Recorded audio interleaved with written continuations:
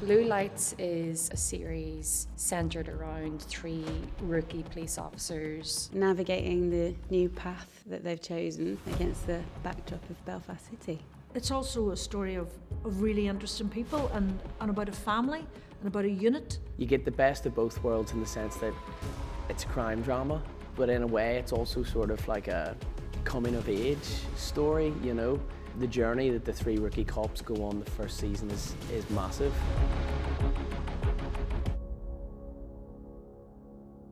The concept originated with this character, Grace, this woman who at 41 leaves a steady job in social work and becomes a cop. But when we started to research it, we found out about the idea of probationer police officers in the PSNI, trainees basically. And I guess it's that concept of like you go to training college as you might any other job, but the difference is here, suddenly you're on the street, you've got a gun, and how do normal people, everyday people deal with that? Sometimes characters come along, you can't totally put your finger on it, and you don't know why, but they click with you. Grace is a total idealist. There's almost no pragmatism or cynicism in her. She wants to help people.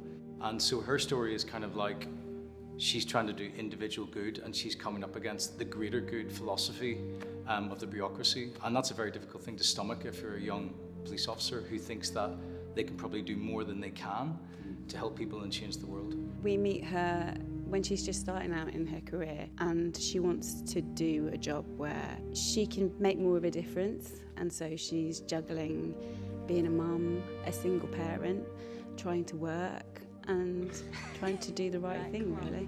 Oh, Jesus Christ, you're a lifesaver. Maybe literally. I think she particularly warms to Annie and takes her under her wing. She sees that Annie has this sort of hard exterior, but actually she's quite soft underneath, and Grace has this ability to be able to see through that. She's very impulsive as a character. She goes from like 0 to 100 really, really quickly. Well, she's fiery as a person. There's also a lovely element to her that's like super soft and sensitive and empathetic. Like, I think she's very emotionally intelligent. I think she's quite intuitive as a person as well. Like she knows how to read people. From the get-go, she's just like plummeted into this chaos, and drama seems to kind of follow her about, or maybe she just creates it for herself, I'm not sure. She's from a coastal part of the country that predominantly people wouldn't have joined the police. So when she joins the police, it has a big impact on her family, on her personal life, and her friends. And that's a massive thing to deal with, and that's very unique to this part of the world. Annie's arc is she has to leave her real family to join the police family, and it's incredibly painful. What in the name of God are you doing? I'm just gonna make a note of the incident. What incident? We didn't even arrest him. Yeah, I know, but I still have to... Don't be a notebook wanker, son. Tommy's a nerd, basically. He comes from an academic background of criminology. So when he turns up on the street to practice real policing, it just hits him like a punch in the face. He doesn't know how to deal with it. He's also really bad at the practical side of things. He can't shoot. But all of those kind of interpersonal skills he doesn't yet have. You wouldn't meet Tommy and think to myself, oh my goodness, this guy would make a great policeman, you know?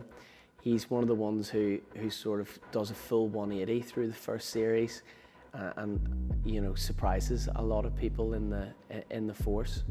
He's super honest, he wears his heart on his sleeve and really tries his best at everything he does. Tommy kind of approaches the world from a kind of numerical, kind of algorithm kind of view. But that doesn't work if you're a response cop. You need to have emotional empathy and emotional intelligence. That can't really be taught, if at all, very easily. So he's very lucky that he's saddled with Jerry, who's the kind of old-timer, been around the block father figure, who essentially saves him. Jerry is like almost like a father figure to Tommy, you know? A slightly more harsh father figure, maybe. Tommy just completely looks up to Jerry, you know? Jerry's been there a long time. Tommy sees the respect, I think, as well, that Jerry gets from all of his other peers. That's one of the relationships we're maybe proudest of in the writing is Jerry and Tommy, because it's funny. Those two, they're so funny together, but it's also really poignant. There's something really moving about it, and yeah, we're really proud of that and proud of those two.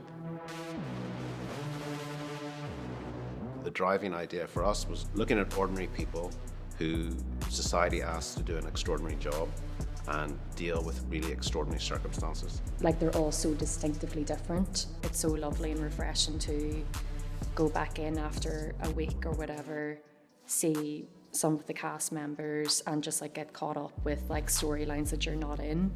And it does feel like you're part of the collective. Like it does feel like a proper family, I suppose.